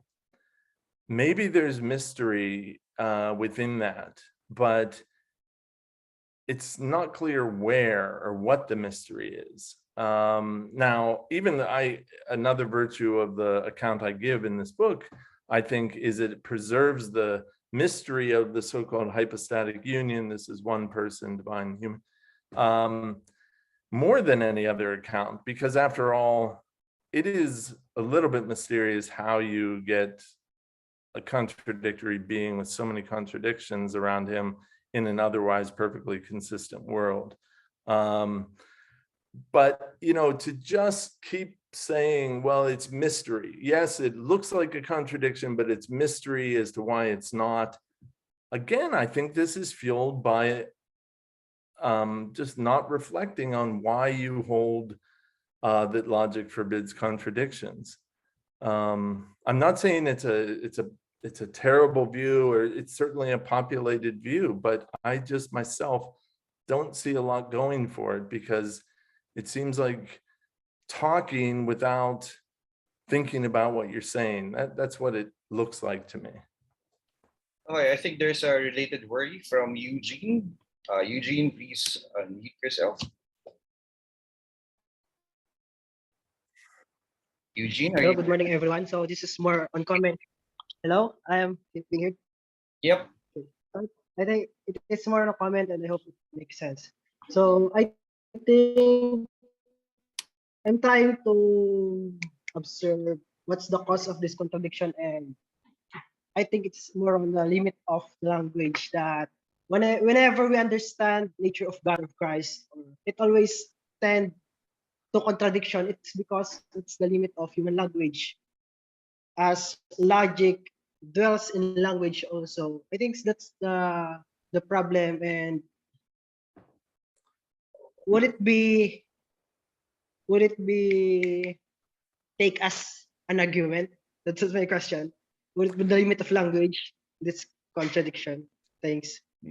Yes, well, I think that sort of idea guides what's called the analogical tradition in theology, where you're forced into analogical language because otherwise you fall into contradiction trying to describe divine reality. Again, the problem is, and this goes back to Aquinas, but the problem is these people did not actually try to spell out what on earth analogical language is supposed to be, what's the semantics, how's it work, and if you claim, well, it can't be made precise. I mean, this just strikes me as irresponsible. I'm not saying that you are, Eugene. I'm just talking about the general tradition. But let me just point something out. The way in which you framed your question was that perhaps divine reality, or the incarnation in particular, is such that we get contradictions because of limits within our language. Graham Priest wrote a really great book, Beyond the Limits of Thought. That was his only great book. No, I'm kidding. He has so many. But Beyond the Limits of Thought, if you've never read that, read it. But suppose you're right, that there are contradictions that arise only because of the limits of our language. Well, you want to step back and ask yourself, do you really know that much about your language to know that when you confront a certain reality, you're forced into contradiction? It strikes me that that rests on premises that are highly dubious. And a better conjecture is not that it's a limitation of the language, but rather that the reality itself is contradictory and the language is actually getting it right. So again, as I've said to the others, that's certainly a possible position. It's compatible with my understanding of what the standard theology is. It's a common sort of thought. I just don't think that I think it kind of gives up trying to make sense of the theology. Thanks, JC. There's a follow-up from John Paul. Okay. Okay, thank you once again. I like what you said, but about the situation that's sometimes so mysterious. The one thing that I'm really concerned about is how can we now compensate it to be logically accepted regarding about miracles? Because the danger there is, for example, I'm going to teach this to my students. They might find it confusing, fully conceptualizing the problems regarding this matter. Yes, well, pedagogically, I mean, I don't think there's any easy road here. I think that people have to do work in logic, do work in philosophy, and if they're going to talk about theology, do work in theology as well. So, you know, it might be something where, you know, you can talk generally, but without details, and try to walk your students through some of the work. But it does require work in logic and philosophy to sort of get yourself in position to think about some of these issues at the level that we're thinking about them right now. But that's true of any area in philosophy. Well, in physics and biology, you just got to do the work. Maybe I misunderstood, Eugene, but if I didn't, that's unfortunately all I'd say on pedagogy. Thanks, JC. Last question from me. So I asked Graham about the relationship about logic and religion. I think you have a really interesting idea about this. So what's your thoughts on the relationship between logic and religion? Okay, and I am really, really sorry. I'm gonna have to say this in 2 minutes because I actually have to teach here very soon. Logic and religion. Well, I'm with Graham that I think that logic is I think if we're talking about logical entailment, logical consequence, this is a topic neutral thing that's it just sort of specifies the widest space of possibility.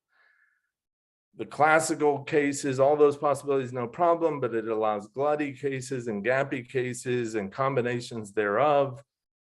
That's what logic sort of does. It specifies that space, but it doesn't contribute any truths whatsoever to your theories that aren't logical consequences of things that you had to put into the theory. And that includes, by the way, logical truths. There simply aren't any statements that are true just in virtue of logic. Okay, well then, applying that to the case of religion, logic doesn't have anything special to say about it. But again, reflected in some of the questions at the end in the chat, I think it's the wrong direction to think that, well, divine reality, it's full of mystery, it's transcendent, so we don't have to apply logic, we don't have to think hard, you know, our true theory doesn't have to be logically closed or anything. I think that's a mistake.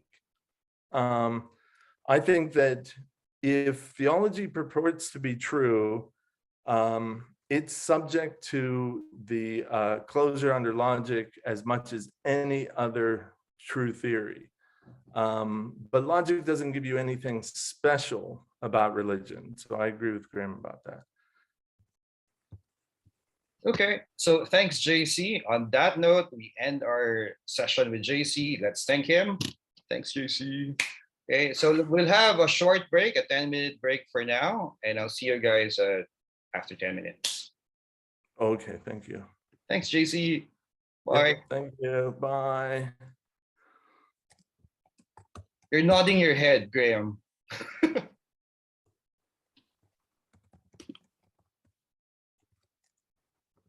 Well, I agree with most of what JC says, except that I'm not a Christian.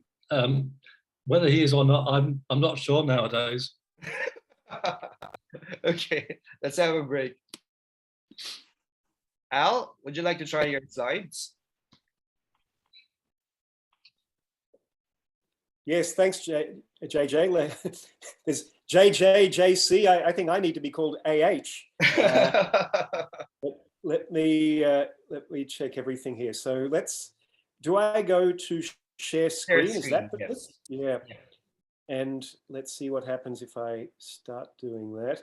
I've given lots of Zoom talks. I've given lots of PowerPoint talks. I've never done the two at the same time. So that's why I'm very slightly nervous. Here we go.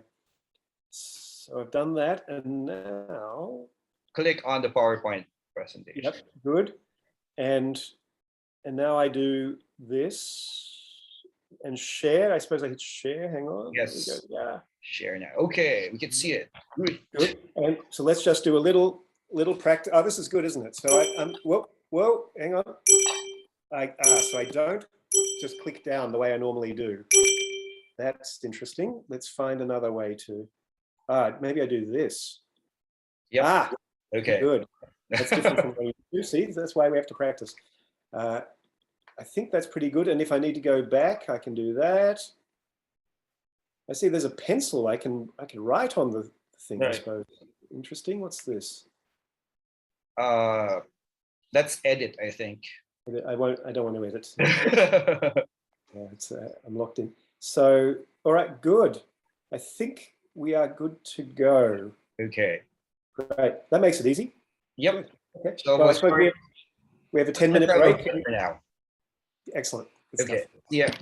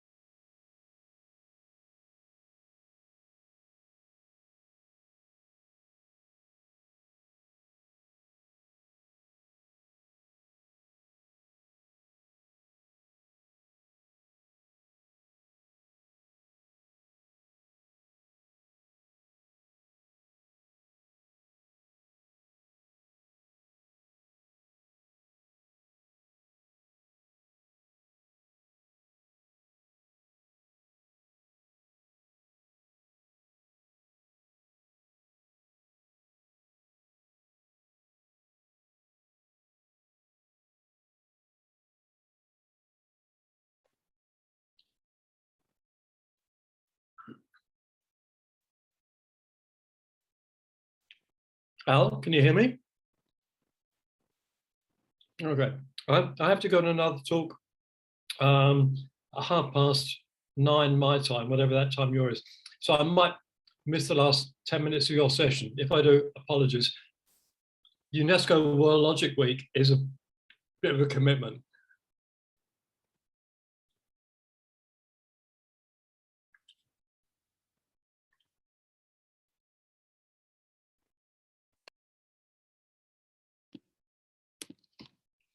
Okay, so welcome back to our World Logic Day celebration.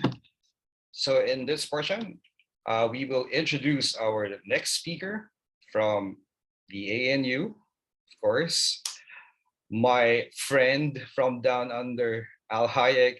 Will talk about infinite utility and deliberation in Pascal's wager. Go, Al.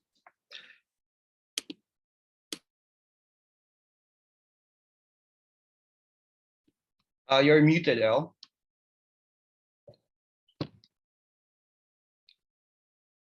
How's that? Hear me Okay. now? Okay. Okay. Salamat, JJ. Ikina gagalak kong Macau sab kayong lahat. Did you understand a word of that?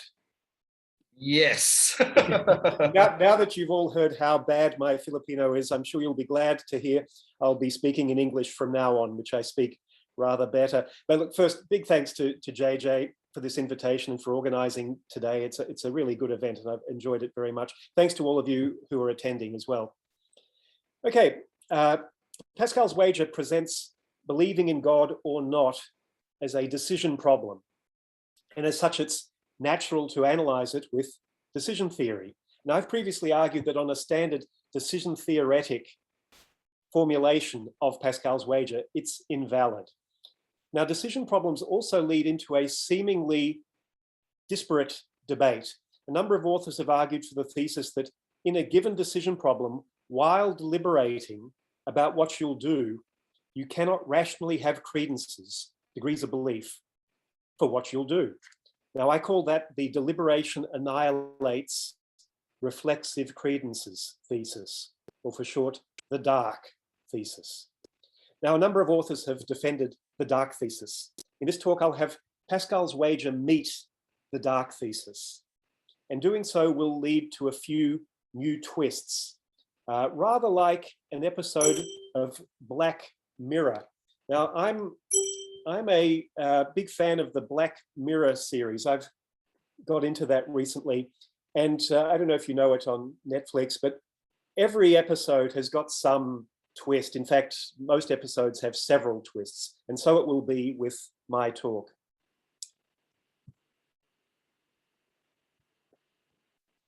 Now, I don't want to assume you all know Pascal's wager. So let me just quickly give a bit of context and the wager itself, just to make sure we're on the same page.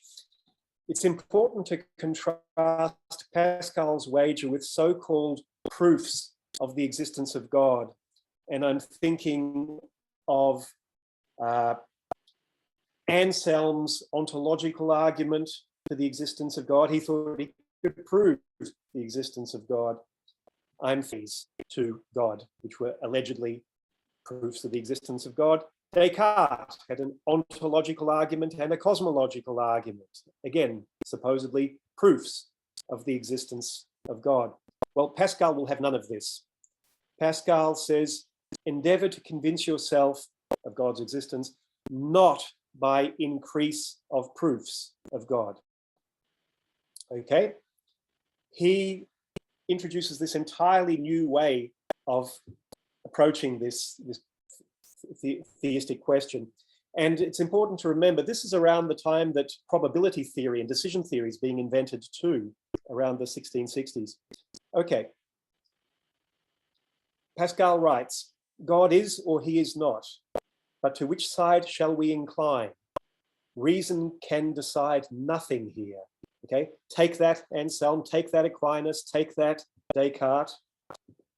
I'm not having a bar of these proofs. What will you wager? Okay, and notice this gambling metaphor, and he's taking it pretty seriously here. Now, the probability theory and decision theory that he helped to introduce, to create at that time, was initially used explicitly to solve various gambling games. How much should you pay for this game? Blah, blah, blah. Now he's importing that machinery into this theistic question. Which way should you incline? Should you wager for God or wager against God? Let's think of that as, should you cultivate belief in God or not? He says, according to reason, you can, this is annoying. I see some of my text is obscured by the images of you. How do I get rid of you, I guess, so I can see the screen? You could have the view. You can minimize it. Minimize it, interesting.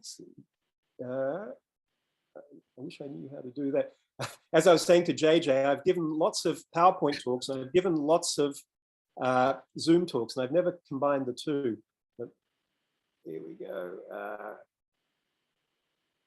The leftmost button there in the videos.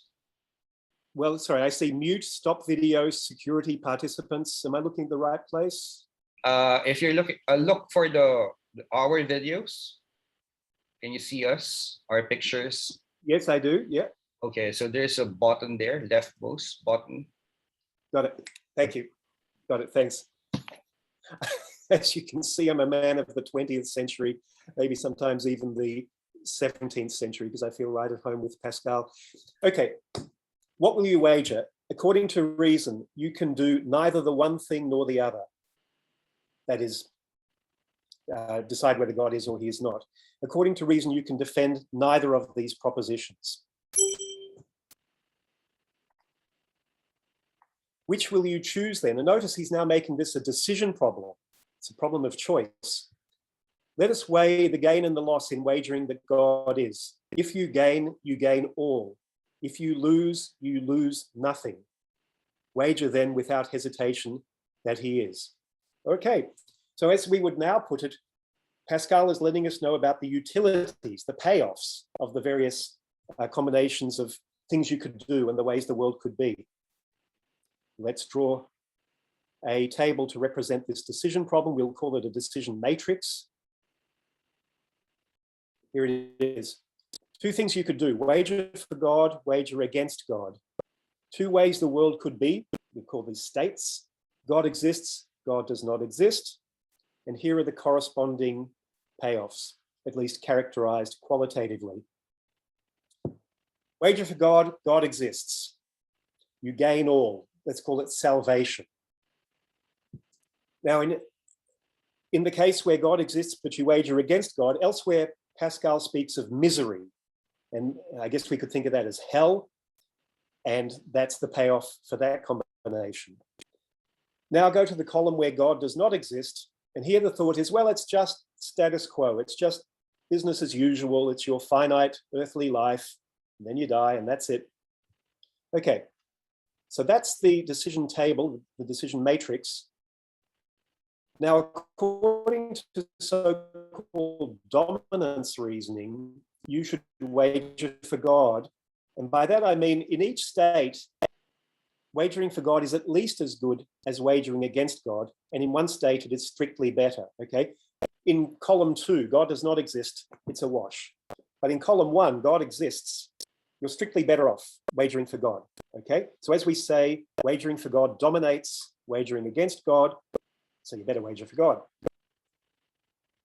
Now, in the decision theory literature, people keep saying that such reasoning, dominance rates, but that's just wrong. Look, suppose that they're not independent. Suppose that your wagering for God is evidence that God exists. For example, God helps people wager for him. So if you find yourself wagering for God, that's some evidence that you were helped by God. Then all the more you should wager for God, even though now the actions and states are not independent. Well, rational decision-making normally requires consideration of probabilities and utilities. How probable are various states of the world, and how good are the corresponding outcomes? Dominance reasoning is especially simple because it assumes nothing about the probabilities, qualitative assumptions. But more generally, we need so-called expected utilities. And here I will give you a 1-minute crash course on decision theory, because I don't want to assume you know what I'm talking about, expected utilities.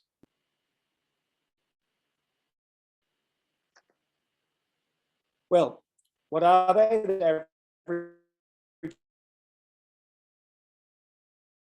averages of utilities, the weights being the corresponding probabilities, and the probabilities I'm going to be thinking of is your degrees of belief, what I call credences, degrees of confidence.